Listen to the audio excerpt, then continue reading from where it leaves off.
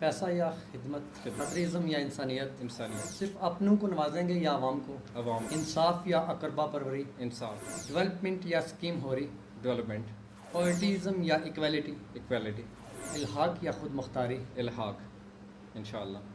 बिस्मिल्लाहिर्रहमानिर्रहीम। नाजरीन, मैं हूँ अब्दुल माजिद और आज हमारे साथ एक ऐसी शख्सियत हैं जिनकी बैरून मुल्क सारी खिदमात हैं।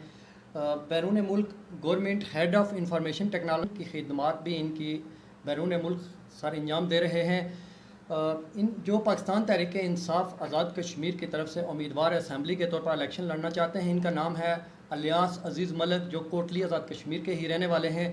आइए आपको इनका तारफ़ करवाते हैं और इनसे जानने की कोशिश करते हैं कि ये आज़ाद कश्मीर में इलेक्शन क्यों लड़ना चाहते हैं, बैरून मुल्क से अपनी जॉब छोड़कर इतनी बड़ी कुर्बानी क्यों देना चाहते हैं, इनके मकासद क्या हैं, क्या ये आवाम की खिदमत का जज्बा रख के यहाँ पर आए हैं या ये मसलन इस बरादरीज़म कुंबा कबीला की सियासत को ख़त्म करना चाहते हैं। इनसे जानने की कोशिश करते हैं और आपको बताते हैं कि ये इतनी बड़ी काबिलियत के हामिल हो के अपनी सारी जॉब को, अपने सारे वहाँ पे कमाई और स्किल्स को छोड़कर यहाँ पे कोटली में तशरीफ़ लाए हैं। तो अस्सलाम वालेकुम, क्या हाल है अलियास साहब? तो आप वहाँ से कहाँ पे आप जॉब करते हैं? आपने इंफॉर्मेशन टेक्नोलॉजी में इंजीनियरिंग भी की हुई है, आपकी कौम व मुल्क के लिए भी बहुत बड़ी खिदमत हैं। आप यहाँ पे किस जज्बा के तहत वो सारी एक साइड पे रख के इलेक्शन लड़ना चाहते हैं? इस बरादरीज़म के निज़ाम में यहाँ पे जो कल्चर है वो आपको पता है, कुंबा कबीला की बुनियाद पे लोग क्या क्या करते हैं। तो क्या ख्याल है, आप यहाँ पे आपके मकासद क्या हैं और क्या सोच के यहाँ पे तशरीफ़ लाए हैं? रहीम, थैंक यू वेरी मच। आपका शुक्रिया, आपने मुझे यहाँ वक्त दिया कि मैं अपने ख़यालात का इज़हार कर सकूँ। जैसे आपने मेरे तारफ़ में बताया कि मैंने काफ़ी खिदमत वहाँ अंजाम दी हैं, तो वो सारी जो चीज़ें मैंने वहाँ की हैं वो वहाँ की गवर्नमेंट के लिए थी। मैं हेड ऑफ़ इंफॉर्मेशन सिस्टम और डिजिटाइजेशन को मैं वहाँ ऐड करता हूँ। इसके अलावा मैं वहाँ की जो रिफॉर्म्स एंड पॉलिसी कमेटी है उसका भी मेंबर रहा हूँ। और यही एक बैकग्राउंड है पॉलिटिक्स में आने का, क्योंकि उसकी वजह ये थी कि मैं पिछले 11-12 साल से जो वहाँ की गवर्नमेंट में मैंने काम किए हैं उसके अगेंस्ट में जो गवर्नमेंट ने वहाँ तकरीबन 5 अवार्ड्स भी दिए हैं। और ये सारे जो काम मैंने किए हैं उन कामों को मैं यहाँ लेके आना चाह रहा था आज़ाद कश्मीर के अंदर। तो 3 साल पहले मैंने स्टार्ट किया यहाँ डिफरेंट गवर्नमेंट डिपार्टमेंट्स के अंदर मैंने विज़िट करना स्टार्ट किया। और वहाँ जो मेरे पास प्रोजेक्ट्स थे और उसमें वो जो कुछ ख़ास प्रोजेक्ट्स थे वो ये थे कि करप्शन को कैसे रोका जा सकता है या हमारी गवर्नमेंट की जो इनकम है उसको कैसे बढ़ाया जा सकता है। वहाँ मैं रिफॉर्म्स एंड पॉलिसी कमेटी का भी मेंबर रहा हूँ। तो मैं यहाँ समझता था कि गवर्नमेंट डिपार्टमेंट्स के अंदर कौन सी रिफॉर्म्स करके हम लोग इस स्टेट को आगे लेके जा सकते हैं। तो 3 साल मैं डिफरेंट गवर्नमेंट डिपार्टमेंट्स के पास गया, मिनिस्टर्स के साथ मेरी मीटिंग्स हुई, सेक्रेटरीज़ के साथ मेरी मीटिंग्स हुई, यहाँ के सेटअप को मैंने स्टडी किया। और जो रिफॉर्म्स मैंने यहाँ देना थी वो रिफॉर्म्स इम्प्लीमेंट नहीं हो सकी। कमेटीज़ वगैरह बनाई गई, एक कमेटी बनी, उसका सरबराह भी बनाया गया मुझे, लेकिन end of the day disappointment थी। और उसकी वजह ये थी कि यहाँ की जो ब्यूरोक्रेसी है या यहाँ के जो पॉलिटिशियंस हैं वो करप्शन को ख़त्म नहीं करना चाह रहे। और ऑब्वियसली यहाँ जो ब्यूरोक्रेट्स हैं या जो पॉलिटिशियंस हैं उनका दारोमदार करप्शन के ऊपर ही रहता है। अलियास साहब, आप यहाँ पे आज़ाद कश्मीर पाकिस्तान तहरीक इंसाफ के रीजनल कोऑर्डिनेटर भी हैं, जी। तो क्या आप समझते हैं कि यहाँ पे पाकिस्तान तहरीक इंसाफ काबिलियत को टिकट देगी कि वो काबिल लोग आगे आएँ और अवाम की खिदमत कर सकें? ऑब्वियसली काबिलियत के ऊपर ही देगी और देना भी चाहिए। और जो पाकिस्तान तहरीक इंसाफ है उसमें हमेशा मेरिट की बात की है, इमरान खान ने हमेशा मेरिट की बात की है। और इमरान खान साहब हमेशा प्रमोट करते हैं यंग टैलेंट को, और जो लोग पॉलिसी के अंदर अच्छा किरदार अदा कर सकते हैं, जो स्टेट को ऊपर लेके जा सकते हैं, ऑब्वियसली उनकी पहली सिलेक्शन यही होगी। और मैं अपनी पूरी कोशिश करूँगा कि अपना जो भी मैंने पहले काम किया है या जो मैं आगे करना चाह रहा हूँ या गवर्नमेंट के लिए जो मेरे पास प्लान्स हैं कि आगे 5 साल में हम लोग क्या कर सकते हैं, तो इंशाल्लाह मेरिट के ऊपर तो मेरे ख्याल में मेरे साथ इस एटलीस्ट इस फील्ड के अंदर तो कोई कम्पीट नहीं कर पाएगा। आप तो क्या मुझे समझते तो हैं कि पूरा आपको अगर टिकट मिल जाता है तो आप यहाँ से सीट निकालने में कामयाब हो जाएंगे? क्योंकि यहाँ पे कुंबा कबीला, बरादरीज़म और मफादात की सियासत होती है जो आपको पता है पहले से। तो आप कौन सी स्ट्रेटजी लाएंगे यहाँ पे कि आप यहाँ पे रहने वाले लोग आप जैसे काबिल लोगों को वोट दे सकें? आप उनको अवेयरनेस देंगे या क्या करेंगे? देखिए, यहाँ सबसे बड़ी जो प्रॉब्लम रही है वो ये रही है कि वोटर्स को सही बात बताई नहीं गई आज तक। ना उनके राइट्स उनको बताए गए हैं और ना उनके जो हकूक़ बनते हैं उनको दिए गए हैं सही तरह से। और इन्हीं वजहों की वजह से लोग एक वो टूटी नलका ट्रांसफार्मर जो छोटी छोटी जो रिश्ते आप कह लें उसके ऊपर वो लोग देते रहे। तो पिछले 1.5 साल से इसके ऊपर मैं कंपेन कर रहा हूँ, मैं लोगों को बता रहा हूँ कि उनके राइट्स क्या हैं या गवर्नमेंट की रिस्पॉन्सिबिलिटीज़ क्या बनती हैं। तो मुझे यकीन है अभी जो मेरी सिचुएशन चल रही है सारे हलके में मैं घुमा हूँ, जो मेरे साथ लोग चल रहे हैं वो हज़ारों की तादाद में हैं, तो मैं तो बड़ी अच्छी पोजीशन में इस वक्त प्ले कर रहा हूँ। और इंशाअल्लाह मज़ीद जितने लोगों को मेरी बात समझ आएगी, जितने लोगों तक मेरा पैगाम पहुँचेगा, तो वो 7 लोग जुड़ेंगे और सीट निकालना कोई मुश्किल काम नहीं है। इसके अलावा ये तो मेरी एक अपनी स्ट्रेटजी है, मेरा पॉलिटिकल बैकग्राउंड है, मेरी पॉलिटिकल फैमिली है, हमारा एक अपना वोट बैंक है, मेरी जो यूनियन काउंसिल है उसमें इस वक्त वो सबसे बड़ी यूनियन काउंसिल है इस हलके की। तो हमारा एक ऑलरेडी वोट बैंक चला आ रहा है, जो पिछले 50-60 साल से हम लोग पॉलिटिक्स के अंदर इन्वॉल्व रहे हैं, तो उसका मुझे एज है। इसके अलावा जो मेरी नई स्ट्रेटजी है, जो पीटीआई की जो स्ट्रेटजी है, उसको लेके मैं चल रहा हूँ। तो मेरे ख्याल में मैं तो कंपटीशन, बाकी लोग कंपटीशन में, मैं तो अहेड ऑफ कंपटीशन में इंशाल्लाह। आप बैरून मुल्क इतनी बड़ी सहूलियात, इतने बड़े पैकेजेस को छोड़ के, तनख्वाह को छोड़ के यहाँ पे आए हैं, तो आप का क्या मकसद है? पैसा कमाना, इक़्तिदार एंजॉय करना या आवाम की खिदमत करना? सर मैंने जो पोजीशन वहाँ एंजॉय की है, जो सैलरी मैं वहाँ ले रहा हूँ, यहाँ तो कोई मिनिस्टर भी नहीं लेता इतनी। तो मेरा पैसा कमाना मकसद होता तो वो तो बेस्ट जगह है मेरे लिए पैसे कमाने की। पैसे कमाने की वो बात को छोड़ के मैं यहाँ खिदमत के जज्बे से आया हूँ, क्योंकि मैंने देखा है हमारी स्टेट के अंदर जो पोटेंशियल है, वो पोटेंशियल शायद पाकिस्तान के किसी दूसरे प्रोविंस के अंदर नहीं है, क्योंकि हमारी लोकेशंस अच्छी हैं, टूरिज़्म बहुत अच्छा हो सकता है। इसके अलावा हमारे जो डिपार्टमेंट्स हैं उनके ऊपर बिल्कुल काम नहीं हुआ। तो अगर अच्छे तरीके से, अच्छी स्ट्रेटजी से लेके हम लोग चलेंगे तो हमारी स्टेट बहुत ऊपर जा सकती है। और फिर मेरे ख्याल में जैसे मैं पिछले 16-17 साल से बाहर रहा हूँ, मैंने बहुत सारे लोग वहाँ देखे हैं जो बड़े बेचारे धक्के खाते हैं, वहाँ बड़ी लोअर क्लास जॉब्स करते हैं, बड़ी मुश्किल से वो वक्त गुजारते हैं, अपनी फैमिली से दूर रहते हैं। तो अगर इस स्टेट को ऊपर लेके जाया जा सके तो मेरे ख्याल में उन सारे लोगों को भी निजात होगी, वो भी वापस आएंगे। और कम अज़ कम मैं इस मिशन को आगे लेके चल रहा हूँ कि हमारे जो बच्चे हैं वो एटलीस्ट यही अपने मुल्क के अंदर सस्टेन करें, यही रहें, यही अपनी जॉब्स देखें, यही अपने बिज़नेस देखें, उनको बाहर धक्के ना खाने पड़े। तो किसी न किसी को तो स्टैंड लेना पड़ता है। So I have decided to move ahead, और मैं यहाँ आया हूँ, इंशाल्लाह कोशिश कर रहा हूँ और अल्लाह ताला मेरी मदद करेगा इस रास्ते में। अलियास साहब, जो आज़ाद कश्मीर में मौजूदा सियासी सिस्टम है और रियासत के अंदर जिसमें ज़्यादातर कुंबा कबीला बरदरी को देखा जाता है या पैसे को देखा जाता है, तो इस सोच की आप कैसे इस सोच को तब्दील करेंगे कि लोगों को ये पता चल सके कि मेरिट क्या होता है और मेरिट की बुनियादों पे कैसे लोगों को आगे लाना है? देखें, जहाँ बरदरीज़म की बात है, इससे कोई इनकार तो नहीं किया जा सकता कि आज़ाद कश्मीर में बरदरीज़म की सियासत है सारी। लेकिन मैं इस चीज़ को कंडेम करता हूँ। बरदरीज़म नहीं होना चाहिए। उसकी वजह यह है कि आवाम जो है वो इक्वली टैक्स पे करती है, चाहे वो किसी भी बरदरी से तल्लक रखता हो, चाहे किसी भी पार्टी से कोई तल्लक रखता हो। वोटर्स जो हैं वो सारे के सारे, जो आवाम है बेसिकली, वो टैक्स पे करती है। और गवर्नमेंट का जो काम है वो ये काम है कि उस टैक्स को टैक्स पेयर के पास सही मानों में पहुँचाया जा सके और सही तरीके से पहुँचाया जा सके, करप्शन के अलावा।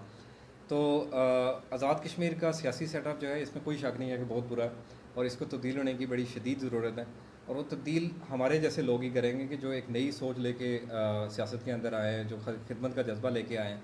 नॉर्मली देखा ये जाता है कि सियासत के अंदर जो लोग वो आते हैं जो कुछ और नहीं कर सकते। आपने अक्सर देखा होगा कि जिन लोगों ने कभी जॉब्स नहीं की, कभी कोई बिज़नेस नहीं किया, जो निकम्मा बच्चा होता है उसको सियासत में लेके वो चले जाते हैं। या फिर ये देखा जाता है कि जो सबसे करप्ट है उसको सबसे बड़ा ओहदा दे के सियासत में लेके चले जाते हैं। तो ये ट्रेंड अब आहिस्ता आहिस्ता बदल रहा है। जब मैंने जब आज़ाद कश्मीर में देखा है कि जो नए लोग आ रहे हैं सियासत के अंदर, वो प्रोफेशनल हैं, वो अपनी अपनी फील्ड के एक्सपर्ट हैं। जब इस तरह के लोग आएंगे तो बेहतर कानून साजी करेंगे और बेहतर एक सिस्टम जो है वो आवाम को देंगे, जिससे आवाम को अल्टीमेटली फ़ायदा होगा। तो सियासी निज़ाम जो है वो बदलने की शदीद ज़रूरत है और इंशाअल्लाह आहिस्ता आहिस्ता वो ज़रूर बदलेगा और सियासत जो है वो एक इंस्टीट्यूशनलाइज हो जाएगी। और मैं समझता हूँ कि सियासत को इंस्टीट्यूशनलाइज होना चाहिए, क्योंकि जब आप किसी अदारे के पीछे एक बेहतर सिस्टम लेके नहीं आते हैं तब तक वो अदारा चल नहीं सकता। इसी तरह सियासत के पीछे जब एक बेहतर सिस्टम नहीं आएगा और सारे सियासतदान जब उस सिस्टम के ताबे नहीं होंगे, तो तब तक ना ही डेवलपमेंट हो सकती है, ना ही आवाम को उसका रिलीफ मिल सकता है।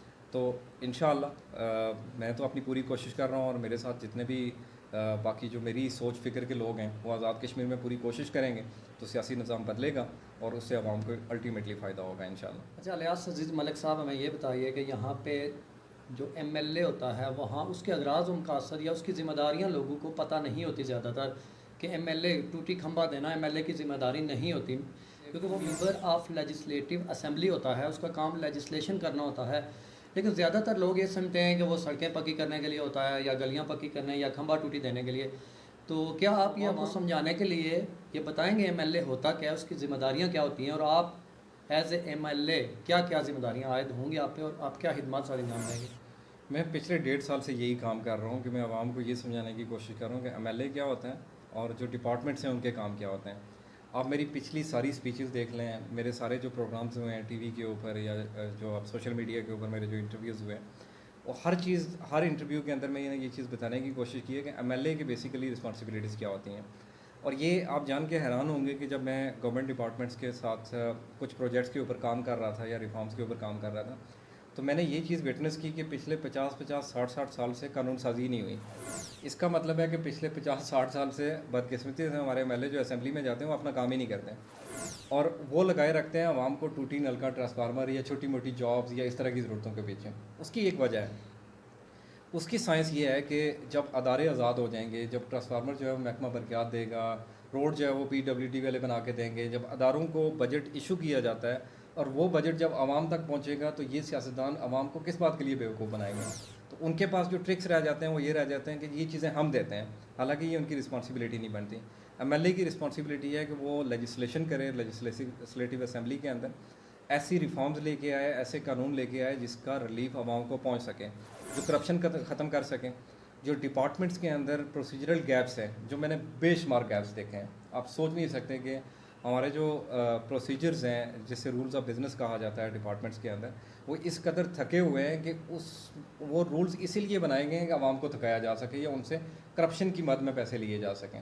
तो ये एमएलए जो बदकिस्मती से पिछले 72 सालों से असम्बलियों में जाते हैं, ये कानून साजी नहीं करते बल्कि आवाम को बेवकूफ़ बनाने के लिए टूटी नलका ट्रांसफार्मर जॉब, ये बेसिक ज़िम्मेदारियाँ हैं, ये पूरी होनी चाहिए, इससे कोई इनकार नहीं है।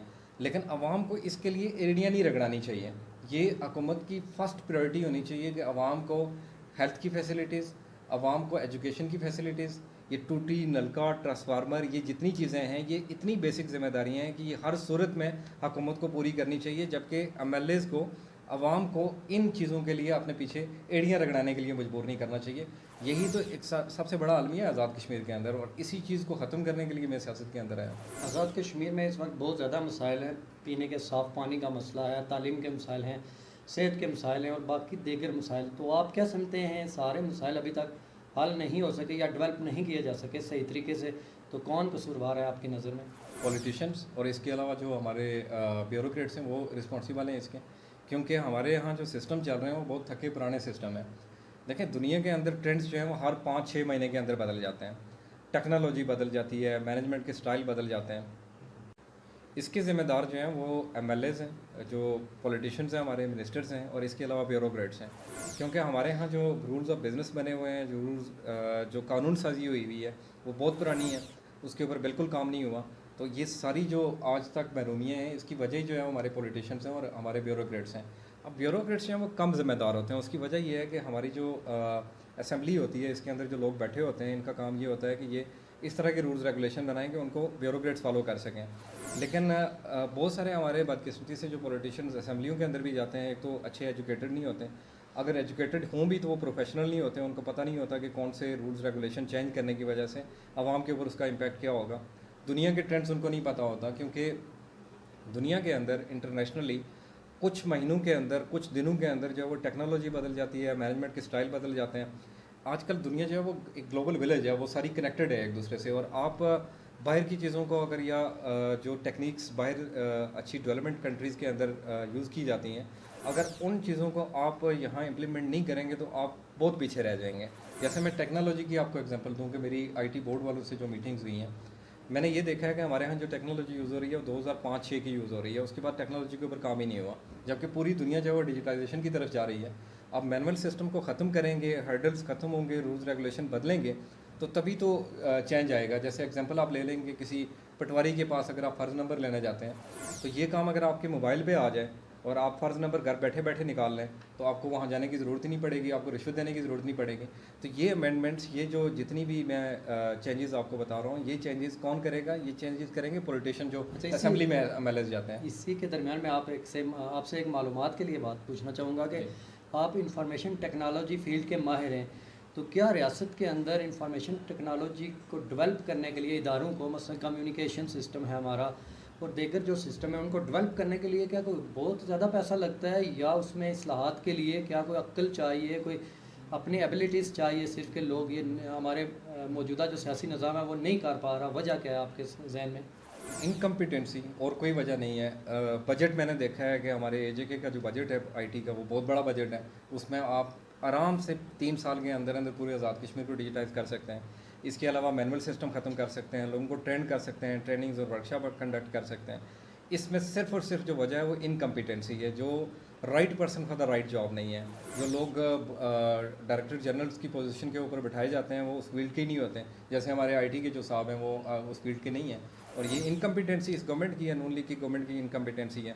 फिर नॉन प्रोफेशनल लोग, मतलब ये होता है कि जिसने वोट दिए हैं या वोट के अंदर इलेक्शन के अंदर वोट नोट दिए हैं, तो उन लोगों को बड़ी पोजीशंस के ऊपर बिठा दिया जाता है सिर्फ स्वाबदीदी अख्तियारात इस्तेमाल करके, और वो बेड़ागर कर देते हैं उन डिपार्टमेंट्स का। हमारे बहुत सारे डायरेक्टर जनरल्स हैं, जो कोई पॉलिटिकल अफेयर्स का डायरेक्टर जनरल है, कोई आईटी का डायरेक्टर जनरल है, ये सारे के सारे स्वाबदीदी लोग हैं। इन लोगों की कम्पिटेंसी ज़ीरो है, इनको पता ही नहीं है कि किस तरह से काम करना है, किस तरह से नहीं करना। प्रोफेशनल्स को नहीं लगाया जाता, right person for the right job नहीं दिया जाता। तो यही सबसे बड़ी वजह है। तो मैं इसी के ऊपर तहरीक चला रहा हूँ, इसी के ऊपर मैं काम कर रहा हूँ। मेरे पास दुनिया की बेहतरीन जो तरक्की याफ्ता मुल्क है उसकी सिविल स्ट्रक्चर मेरे पास पड़ा हुआ है, जिसके ऊपर मैंने काम किया है। इसके अलावा हेल्थ सिस्टम जो है मेरे पास पड़ा हुआ है, उसके ऊपर मैंने काम किया है। मैं आपको गारंटी देता हूँ कि मुझे सिर्फ अगर 2 डिपार्टमेंट्स दे दिए जाएँ, अगर मुझे ट्रांसपोर्ट का अदारा, सियाहत का अदारा और साथ डिजिटाइजेशन के लिए अगर मुझे कहा जाए, तो मैं गारंटीड आपको ये बता सकता हूँ इस इंटरव्यू की वसासत से कि मैं गवर्नमेंट ऑफ आज़ाद कश्मीर का 25 to 30% बजट में इन्हीं डिपार्टमेंट से पूरा करके दिखा सकता हूँ। मैंने अमेंडमेंट्स जो हैं वो बताई हैं, ट्रांसपोर्ट अथॉरिटी को बताई हैं, टूरिज़्म अथॉरिटी को मैंने बताई हैं। $1 बिलियन का मैं प्लान यहाँ लेके आया था कि किस तरह से टूरिज़्म यहाँ आ सकती है। हमारा टोटल बजट जो है वो 121 अरब का है, जबकि मेरा जो प्लान था वो 160 अरब का था कि आप एक डिपार्टमेंट से कैसे कमा सकते हैं। मैं तो 25% की बात कर रहा हूँ, यहाँ 100% से भी ऊपर जा सकता है। सिर्फ 3 साल की मेहनत से हमारा जो बजट 121-150 अरब का अभी जो बनता है, इसको आराम से आप 600 से 700 अरब तक लेके जा सकते हैं। लेकिन उसके लिए कम्पिटेंसी की ज़रूरत है, पढ़े लिखे लोगों की ज़रूरत है, प्रोफेशनल लोगों की ज़रूरत है। तो प्रोफेशनल लोग सियासत में डराया जाता है ना, बात की जाती है कि भाई आप वहाँ से जॉब छोड़ के आ रहे हैं, आप वहाँ क्यों छोड़ रहे हैं, यहाँ क्यों आ रहे हैं। मतलब हर बंदे के जहन में ये कंसेप्ट बना हुआ है कि सियासत जो है वो पैसे कमाने का एक ज़रिया है, जबकि लोगों को ये समझने की ज़रूरत है कि सियासत एक मुश्किल काम है और इसका जो मकसद होता है वो आवाम की खिदमत करना होता है और आवाम को एलिवेट करना होता है, उनको डेवलप करना होता है। मैं तो इसी मकसद के लिए कम अज़ कम इस फील्ड के अंदर उतरा हूँ इंशाल्लाह। इंफॉर्मेशन टेक्नोलॉजी में दुनिया भर में करोड़ों अरबों रुपया कमाया जाता है। जैसे यूट्यूब के ऑफिस होते हैं मुल्क में, उनको बुलाया जाता है, उनको ऑफर्स दी जाती हैं, सेफ्टी सिक्योरिटी। गूगल हो गया, इसी तरह दीगर जो सॉफ्टवेयर हैं, एप्लीकेशन है, तो उनको बुलाया जाता है और उनके ज़रिए से एक तो टेक्नोलॉजी में इजाफा होता है, तरक्की में, और दूसरा ये कि उनसे अरबों रुपया कमाया जाता है। आप कह सकते हैं इस चीज़ का फुकदान नहीं पाकिस्तान में भी और आज़ाद कश्मीर में भी? आज़ाद कश्मीर में तो ना होने के बराबर है। पाकिस्तान में फिर भी थोड़ा बहुत काम हो रहा है, लेकिन ये काफ़ी नहीं है। इसके लिए बहुत मेहनत की ज़रूरत है और एक प्रॉपर स्ट्रेटजी होती है कि आप जो मल्टीनेशनल कंपनीज़ हैं उनको कैसे यहाँ अट्रैक्ट कर सकते हैं, किया जा सकता है। देखें, हमारा जो पड़ोसी मुल्क है, हमारा दुश्मन मुल्क इंडिया, अब इंडिया के अंदर जो सॉफ्ट वैली बनी हुई है, वो माइक्रोसॉफ्ट सारी की सारी प्रोडक्ट्स जो हैं वो वहाँ से बनवाता है। सॉफ्टवेयर हाउसेज जो हैं वो बड़े अच्छे काम कर रहे हैं, कॉल सेंटर्स हैं बड़ी मल्टीनेशनल कंपनीज़ के। ये सारे का सारा काम पाकिस्तान के अंदर हो सकता है, लेकिन अगर गवर्नमेंट जो है वो कम्पिटेंट हो, इन कंपनीज़ के साथ कॉन्टैक्ट करे, उनको फैसिलिटेट करे, उनको बिजनेस फैसिलिटीज़ यहाँ प्रोवाइड करे, इंसेंटिव्स प्रोवाइड करें, तो मैं आपको गारंटी दे सकता हूँ ये सारी की सारी कंपनीज़ यहाँ पाकिस्तान में जॉब करने के लिए तैयार भी होंगी। क्योंकि इंटरनेशनली जो लोग डेवलपर्स हैं, स्पेशली मैं आपको बताऊँ आईटी की जो फील्ड है, हमारे जो पाकिस्तानी हैं ये मैनेजमेंट के अंदर बहुत अच्छे हैं, ये डेवलपमेंट के अंदर बहुत अच्छे हैं। मैं इंडियन से अगर कंपेयर करूँ तो हम फार बेटर हैं, उनसे बहुत आगे हैं। लेकिन प्रॉब्लम सिर्फ ये है कि गवर्नमेंट जो है वो इसके ऊपर काम नहीं कर रही, या गवर्नमेंट कम्पिटेंट लोगों को आगे नहीं लेके आ रही। होता ये है कि इलेक्टिबल्स जो होते हैं उनको आगे लेके आया जाता है, या यानी फिर स्वाबदीदी जो मैं बात कर रहा वसाइल हूँ, होने के बावजूद उनको बरोकार नहीं लाया जा रहा। यूटिलाइज़ नहीं किया जा रहा, जो सबसे बड़ी प्रॉब्लम है। और अगर यूटिलाइज़ किया जाए तो जैसे मैंने आपको बताया कि सिर्फ 2 डिपार्टमेंट्स जो हैं वो आपको 25 to 30%, और मैं यहाँ की बात नहीं कर रहा आज़ाद कश्मीर की, मैं पाकिस्तान की भी बात कर रहा हूँ। अगर पाकिस्तान में सिर्फ ट्रांसपोर्ट अथॉरिटी, टूरिज़्म और आईटी के शोबे को अगर बेहतर किया जाए, गारंटेड 20 to 25% जो है आप पाकिस्तान का बजट जो है वो यहाँ इन 2-3 डिपार्टमेंट से कमा सकते हैं। मैंने यहाँ जो ट्रांसपोर्ट अथॉरिटी के अंदर सिस्टम देखा है, ये इतनी बड़ी बड़ी इनकम के जो ज़राए हैं वो मिस कर रहे हैं। मैंने प्लान इनको दिए भी हैं, लेकिन अनफॉर्चुनेटली जैसे मैंने बताया कि कम्पिटेंट लोग नहीं बैठे हुए, करप्ट लोग बैठे हुए हैं और वो अच्छे सिस्टम को वहाँ आने नहीं देना चाह रहे। तो अगर गवर्नमेंट ऑफ पाकिस्तान इसके ऊपर काम करना चाहे, गवर्नमेंट ऑफ आज़ाद कश्मीर करना चाहे, तो मेरे पास सिस्टम्स अवेलेबल है। मैं उनको फ्री ऑफ कास्ट देने के लिए तैयार भी था और अभी भी मैं तैयार हूँ अपनी सर्विसेज उनको देने के लिए इंशाअल्लाह। मौजूदा जो हुकूमती निज़ाम है उस पर क्या मुतमईन है, या हुकूमत को आप क्या कामयाब समझते हैं या नाकाम?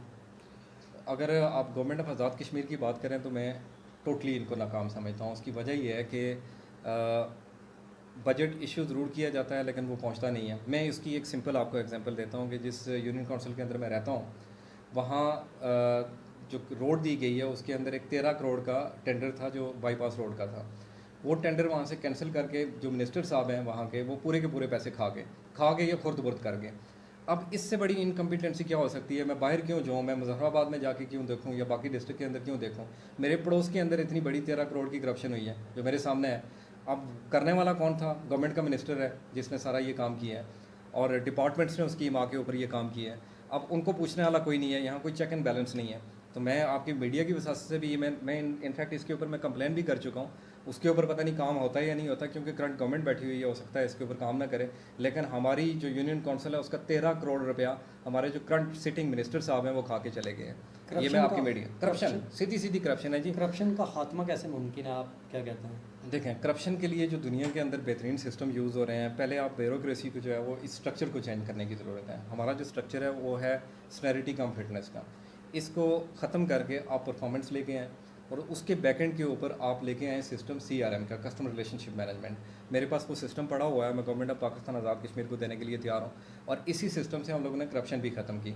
फिर जितने भी प्रोजेक्ट्स होते हैं उन प्रोजेक्ट्स के पीछे एक प्रोजेक्ट मैनेजमेंट की स्ट्रेटजी यूज़ होती है।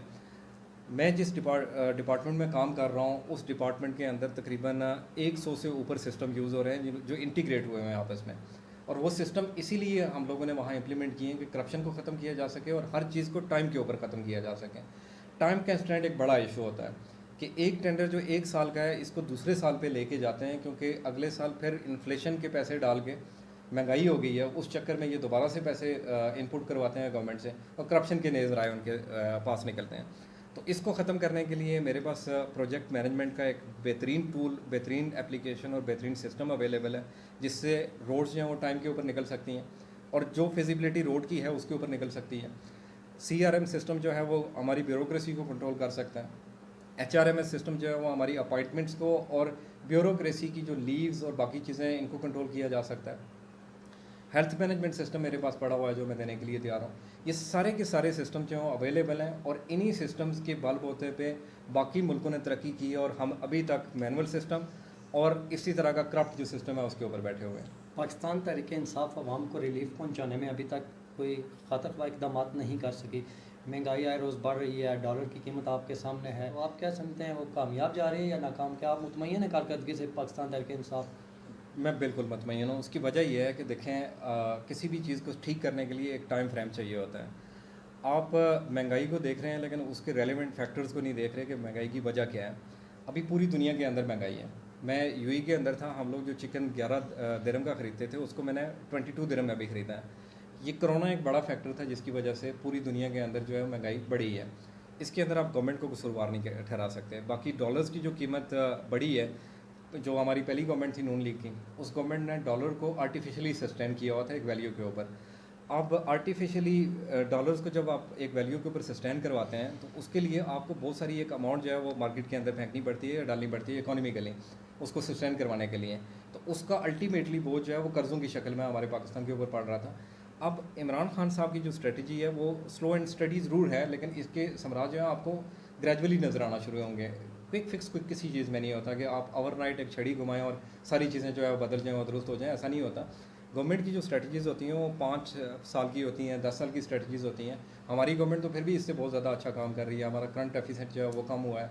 इसके अलावा जो हमारे फॉरेन रिजर्व्स हैं वो बढ़े हैं। यहाँ बिज़नेस को जो है वो बड़ा इजी किया गया है, बिज़नेस करने के जो तरीके हैं उनको बेहतर किया गया है। इसके अलावा आप देखेंगे इंटरनेशनली हमें कितना फ़ायदा हुआ है। इंटरनेशनली हमारी पासपोर्ट की जो रैंकिंग है वो बेहतर हुई है। इसके अलावा जो फॉरेन इन्वेस्टर्स हैं उनका इंटरेस्ट जो है वो पाकिस्तान के अंदर ज़्यादा बढ़ा है और हमारी फॉरेन रेपुटेशन भी बहुत अच्छी हुई है।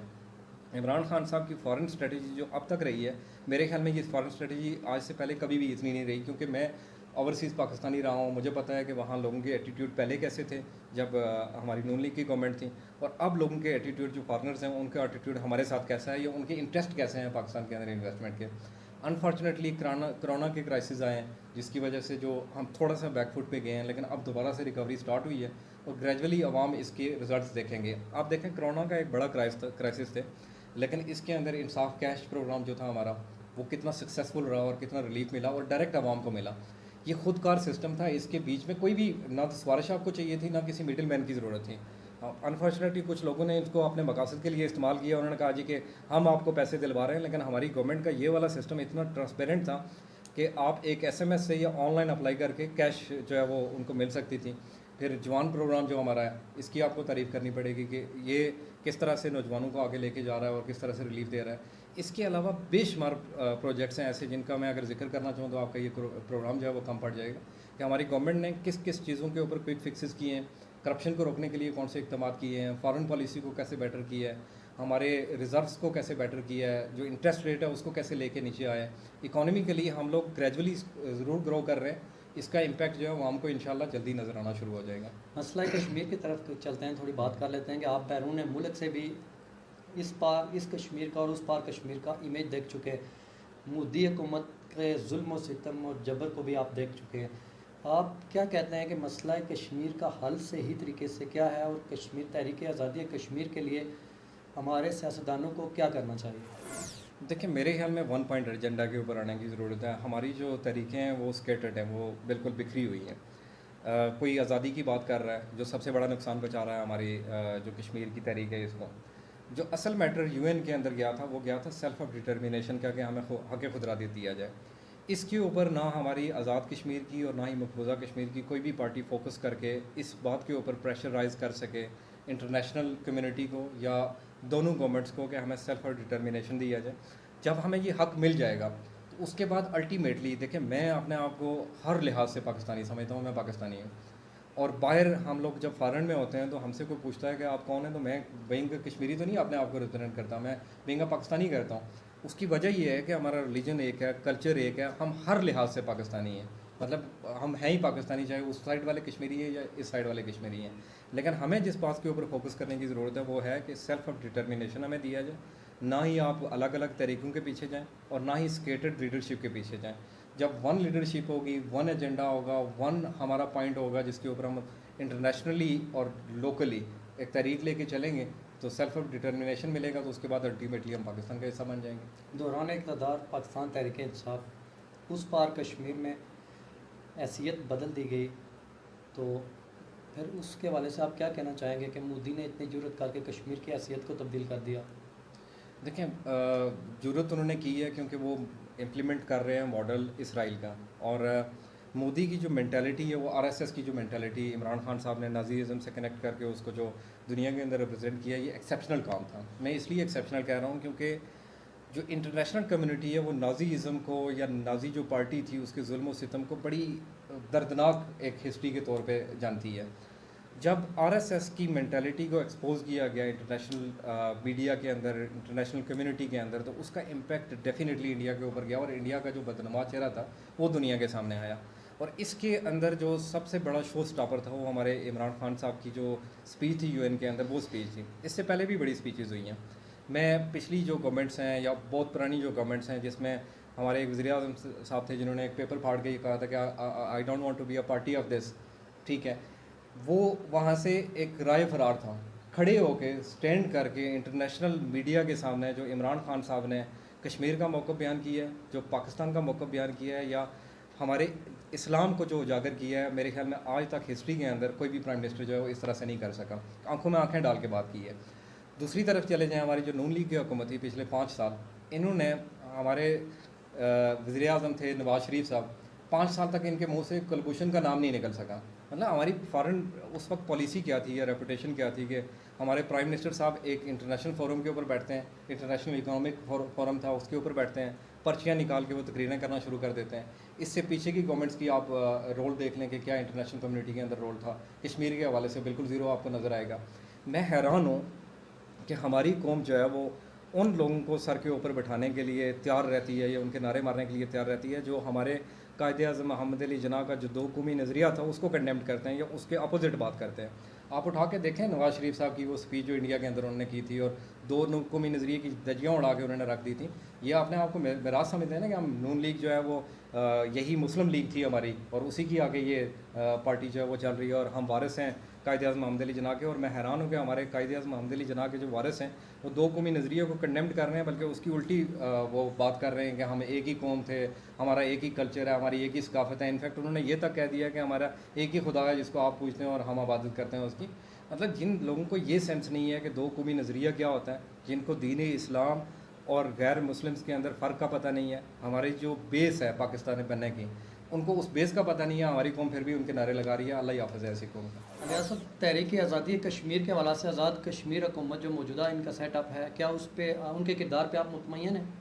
मैं बिल्कुल मुतमईन नहीं हूँ, क्योंकि शुरू के दिनों में तो बड़ी हाइप क्रिएट की गई जी, हम लोग इंटरनेशनली जा रहे हैं, कश्मीर का मसला जो है वो बयान करने की कोशिश कर रहे हैं। और बदकिस्मती से हमारे प्राइम मिनिस्टर साहब जो हैं वो इंटरनेशनल मीडिया से बात तक भी नहीं कर सकते थे क्योंकि लैंग्वेज कंस्ट्रेंट थे। उसके बाद 10-15 दिन 20 दिन जो है वो अमेरिका का ट्रिप एंजॉय उन्होंने किया, इसके अलावा यूरोप का ट्रिप एंजॉय किया, उसके बाद वापस आके बैठ गए और कश्मीर के बारे में किसी ने बात ही नहीं की। लेकिन पाकिस्तान की गवर्नमेंट की मैं तारीफ़ करूँगा कि वो कश्मीर का मैटर जो है वो ग्रेजुअली हर जगह पे उठा रहे हैं और हर जगह पे कश्मीर के मैटर को उजागर कर रहे हैं और इंटरनेशनल मीडिया के अंदर या इंटरनेशनल कम्युनिटी के अंदर एटलीस्ट कश्मीर के मैटर को उन्होंने डेड नहीं होने दिया और आज तक वो चलता आ रहा है इंशाल्लाह। तो आप ये जो पाकिस्तान गवर्नमेंट की तरफ से नक्शा एक ज़ाहिर किया गया, शो किया गया बना के, तो उसको श्रीनगर को भी हिस्सा आज़ाद कश्मीर का, तो आप क्या समझते हैं ये क्यों किया गया और क्या इससे कुछ फ़ायदा होगा? देखिए एक आपने देखा होगा कि इस सारी ये जो चेंज हुआ था इससे पहले इंडियन मीडिया के अंदर आपने देखा होगा कि हमारे डिस्ट्रिक्ट कोटली को और एक दो डिस्ट्रिक्ट और था जिसको इंडियन नक्शे के अंदर वो शामिल करने की कोशिश की गई, बल्कि मुजफ्फराबाद बिल्कुल एग्जैक्टली। अब वो दिखाया गया मैप के अंदर जी वो हमारा हिस्सा है। तो मैं वैसे इंडियन अगर आप ये डेफिनेटली इंटरनेट के ऊपर जाएगा तो पहला मैसेज तो मैं उनको ये देना चाह रहा हूँ कि आपके दो प्लान्स आए थे यहाँ आज़ाद कश्मीर के अंदर और कश्मीरियों ने जो हशर किया था आपके पायलट का वो आप देख लें तो पता नहीं किस सोच के अंदर वो हमें हिस्सा उनका समझ रहे हैं, हम तो बेड़ा गर्क कर दें उनका हमारी इधर दाखिल हो। पाकिस्तान की एक काउंटर स्ट्रेटजी थी और ये बेहतर स्ट्रेटजी थी क्योंकि वैसे भी कश्मीर जो है वो चाहे वो उस साइड का कश्मीर है इस साइड का कश्मीर है, हम पाकिस्तानी हैं तो वो पाकिस्तान का अल्टीमेटली हिस्सा होना चाहिए और ये चीज़ बहुत पहले हो जानी चाहिए थी। यूएन के अंदर उन्होंने सबमिट किया उस मैप को और बाकी इंटरनेशनल मीडिया के अंदर किया, तो इससे हमारा जो कश्मीर के ऊपर पाकिस्तान का जो नैरेटिव है वो ज़्यादा स्ट्रॉन्ग होकर दुनिया के सामने आया। तो ये बेहतर स्ट्रेटजी थी मेरे ख्याल में। अलियास अजीज़ साहब, आप इतने बड़े अज़ाइम लेके अपने वतन में वापस आए, आवाम की खिदमत का जज्बा लेकर, आप इंफॉर्मेशन टेक्नोलॉजी में भी तालीमी काबिलियत भी आपकी माशाल्लाह किसी से कम नहीं है। तो हम तो ये चाहते हैं कि हुकूमती सेटअप को आप जैसे लोगों को फ्रंट लाइन पे लाना चाहिए ताकि आप बेहतर तरीके से मुल्क और कौम की खिदमत कर सकें। लेकिन पूछना यह है कि क्या अगर हुकूमत यहाँ पे आज़ाद कश्मीर में पाकिस्तान तहरीक इंसाफ आज़ाद कश्मीर अगर आपको टिकट नहीं देती तो क्या फिर भी आप इलेक्शन लड़ेंगे और किस हैसियत से लड़ेंगे? सर पहली बात यह है कि मेरी लाइफ में अगर मगर कभी राय नहीं है। I start with the ending mind. मैं हमेशा कोई जब काम करता हूँ उसकी जो एंड रिज़ल्ट होता है वो मेरे माइंड में होता है। आप देख सकते हैं कि मैं रीजनल कोऑर्डिनेटर हूँ इंसाफ वेलफेयर विंग का आज़ाद कश्मीर का। तो अगर पार्टी मुझे इतना बड़ा ओहदा दे सकती है आज़ाद कश्मीर का कंपैरेटिवली जो मेरे अगेंस्ट बाकी जो सारे काबिल एहतराम है मेरे लिए जो पार्टी के टिकट के लिए यहाँ कम्पीट कर रहे हैं, तो उनके कंपैरिजन में मेरे पास तो सबसे बड़ा होता है आज़ाद कश्मीर का। तो अगर पार्टी मुझ पर इतना ट्रस्ट कर सकती है तो टिकट के लिए भी 100% मुझ पर ट्रस्ट करेगी, मुझे पूरा यकीन है इंशाल्लाह। ये आप क्या समझते हैं कि टिकट का फैसला बैरिस्टर साहब करेंगे या इमरान खान साहब? सर ये एक जो हमारा पार्टी का आयन है वो डिसाइड करेगा, उसकी जो रूल्स रेगुलेशन है वो डिसाइड करेंगे, हमारी जो बनेगी कमेटी वो डिसाइड करेगी। तो इसमें मेरे ख्याल में जिसको इख्तियारात पार्टी देगी वो किसी फ़र्द वाहिद को नहीं देगी। जो हमारा आयन जिसकी बात करता है उसमें वोटिंग होगी, एक पूरा क्राइटेरिया होता है कि आप किसी को टिकट देने के लिए किन किन बेसिस के ऊपर इलेक्ट करते हैं। तो वो क्राइटेरिया जो है वो बड़ा लंबा चौड़ा है, उसके ऊपर पॉइंट्स होते हैं, सारी चीज़ें होती हैं। तो पार्टी उन क्राइटेरिया को कंसिडर करके मेरिट को कंसिडर करके टिकट देगी। मेरे ख्याल में किसी एक बंदे का डिसीजन नहीं होगा उसके अंदर। उम्मीदवार तो आपके सामने बहुत ज़्यादा हैं, आप अलका सिटी कोटली से लड़ना चाहते हैं, लेकिन फॉर एग्जांपल अगर नहीं टिकट मिलता तो दूसरा ऑप्शन तो इंसान के जहन में होता है, आपके जहन में क्या ऑप्शन है फिर? पहली बात है मैं अलका राजमहल से टिकट इलेक्शन कंटेस्ट कर रहा हूँ, सिटी से नहीं कर रहा, अलका नंबर 1 जो है उसमें से कर रहा हूँ। मेरे पास वोट बैंक है, मेरे पास पार्टी का एक अच्छा ओहदा है, मेरे पास कम्पिटेंसी है। तो अगर मगर की जैसे मैंने पहले बात की कि मेरी लाइफ में कभी क्वेश्चन ये रहा ही नहीं है, I always start with the ending mind. तो मुझे पता है कि आगे क्या होना है और उसके लिए मैं पूरा काम कर रहा हूँ, मेहनत कर रहा हूँ, और मेरिट के ऊपर इंशाल्लाह मैं बाकी सबको कम्पीट करूँगा, ऊपर आऊँगा और टिकट इंशाल्लाह मुझे मिलेगा। यानी आप कॉन्फिडेंट हैं कि टिकट आपको ही मिलेगा? 100%। देखें, कॉन्फिडेंस होता है आपकी वर्किंग के ऊपर, आपकी कैपेबिलिटी के ऊपर, आपकी जो सलाहियतें होती हैं उनके ऊपर। तो एजुकेशन है मेरे पास अच्छी स्ट्रेटजी है गवर्नमेंट को चलाने की, मेरे पास अच्छे रूल्स रेगुलेशन का एक पूरा जो रिकॉर्ड है पिछले 11-12 साल का, जो मैंने एक इंतहाई डेवलप कंट्री के अंदर जो मैंने काम किया है वो है। मेरे पास वोट बैंक है, पार्टी का एक अच्छा ओहदा है मेरे पास, पार्टी के साथ अच्छा मेरा लिजान है, पार्टी के लिए मैं काम कर रहा हूँ। तो मेरे ख्याल में पार्टी तो मुझे 100% कंसिडर करेगी, इसमें तो कोई दो राय वाली बात ही नहीं है। बाकी जितने भी हैं हमारे जो साथी हैं जो इलेक्शन के लिए कैंपेन कर रहे हैं, जो टिकट के लिए कैंपेन कर रहे हैं, सब मेहनत करेंगे। जिसकी मेहनत जो है वो सबसे ऊपर होगी वही टिकट विन करके लेके आएगा। तो मुझे अपनी कैपेबिलिटीज़ के ऊपर पूरा एतबार है कि मैं विन करके लेके आऊँगा टिकट, और बाकी जितने भी होंगे इंशाल्लाह वो मेरे साथ होंगे, क्योंकि वो पार्टी के साथ हैं। तो अल्टीमेटली हम end of the day party को ही लेके चल रहे हैं, पार्टी को सपोर्ट कर रहे हैं। तो इंशाल्लाह जो भी होगा वोटर के वो लिए बेहतर आप होगा। अपना आखिरी मैसेज क्या देना चाहेंगे कि वोटर को क्या देख के अपने लिए एक उम्मीदवार, एक नुमाइंदा चुनना चाहिए, किस तरह से जिसको अच्छे से अच्छा नुमाइंदा अपनी बेहतर तरीके से चुन के असम्बली में भेज सकें, जो उनके लिए खिदमतगार साबित हो? देखें, वोटर को पहली बात समझने की ये ज़रूरत है कि वोटर जो है वो सिर्फ वोट नहीं देता, टैक्स भी देता है। और आवाम को काम जो है वो टैक्स की मद के अंदर करवाना चाहिए, ना कि वोटों की मद के अंदर काम करवाना चाहिए। जो भी उनके पास जाता है उनसे आप पूछें कि उनकी प्लानिंग क्या है, उनकी स्ट्रेटजी क्या है, उनके पास कौन से ऐसे बेहतर तरीके हैं कि वो बाकियों से बेहतर हो सकते हैं। जो पुराने हैं उनको आप टेस्ट कर चुके हैं, आप पहले से देख चुके हैं कि आपका क्या हशर किया उन्होंने।